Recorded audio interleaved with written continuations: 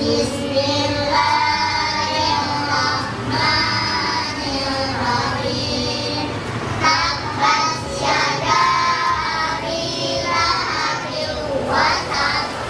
Ma aghna anhu maluhu wa ma kasab. Sayasla naran zata lahab. Wa imra'atuhu hammalatal hatab. Fi jidha hablum min masad. Bismillahirrahmanirrahim. Ara'aital ladzi yukadzibu bid-din. Fadzalikal ladzi yadu'ul yatim. Wa la yamuddu 'ala ta'amil miskin. Fawailul lil musallin. Alladzina hum 'an shalatihim sahun. Alladzina hum yura'un wa yamna'unal Bismillahirrahmanirrahim. Qul ya ayyuhal kafirun la a'budu ma ta'budun wa la antum 'abiduna ma a'bud wa la ana 'abidun ma 'abadtum wa la antum 'abiduna ma a'bud. Lakum dinukum waliyadin. Shadaqallahul azim. Wa ma khalaqnas samaa'a wal arda wa ma bainahuma basir. Dzalika dzannul ladzina kafaru fawailun lil ladzina kafaru minan nar. Am ya'maluna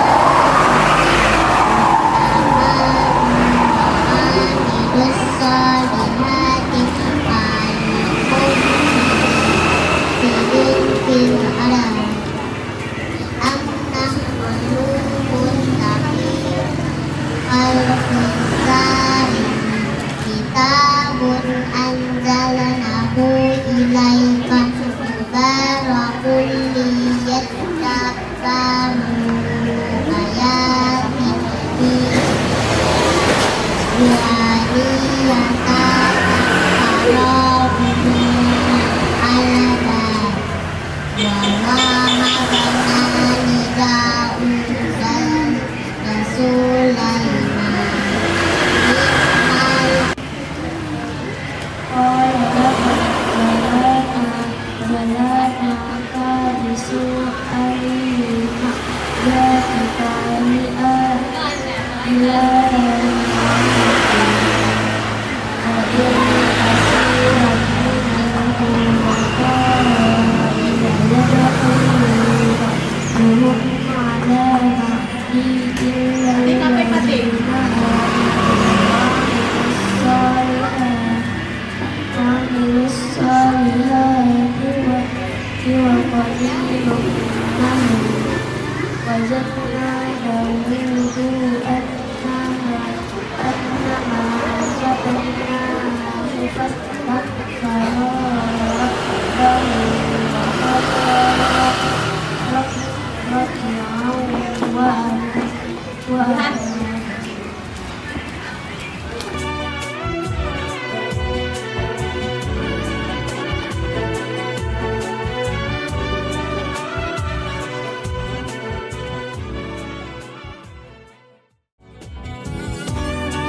Daud Sulaiman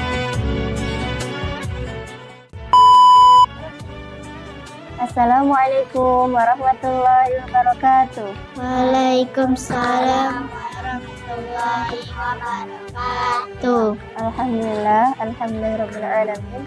Wassalatu wassalamu ala asyrafil anbiya'i wal mursalin wa ala alihi wasallam ajma'in. Amma ba'd.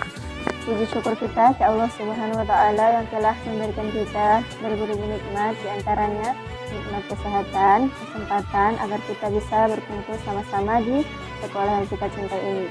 Salawat dan salam kepada Rasulullah SAW dengan lafaz Allahumma sholli ala sayyidina Muhammad wa ala ali sayyidina Muhammad. Pada kesempatan kali ini kita akan membahas tentang sabar. Sabar adalah salah satu sifat yang mulia yang sangat penting dalam kehidupan kita sebagai umat Islam. Sabar tidak hanya sekedar menahan diri dari amarah, tapi sabar adalah kunci untuk menghadapi berbagai ujian dan cobaan yang datang dalam hidup ini.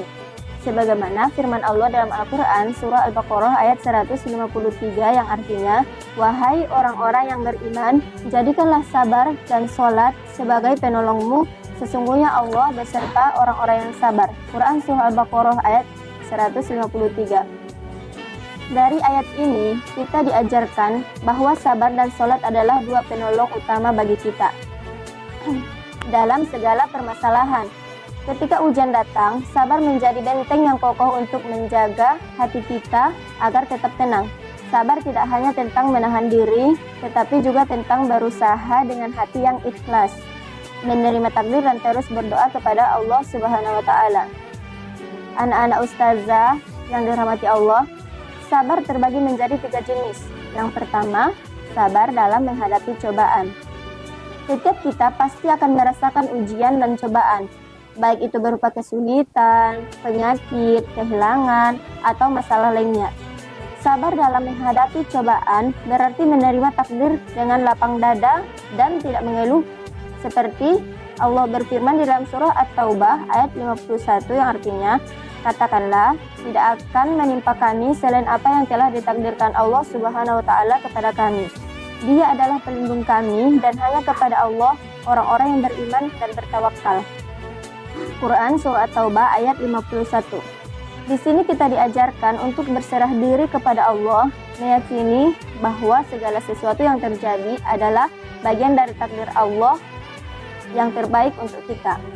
Dan yang kedua, sabar dalam beribadah. Sabar juga sangat penting dalam menjalankan ibadah. Terkadang kita merasa malas dan sangat berat untuk melaksanakan sholat.